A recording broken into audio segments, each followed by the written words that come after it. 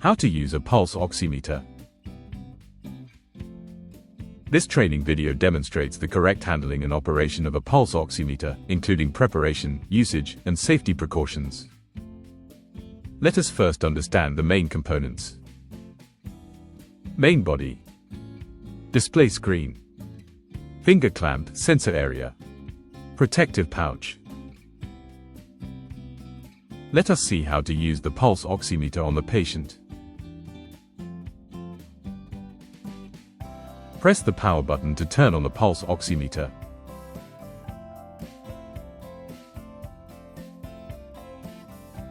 Open the finger clamp and place the patient's finger inside, nail facing upwards. Turn the device on and hold still. Within a few seconds, the oximeter measures oxygen level and pulse rate.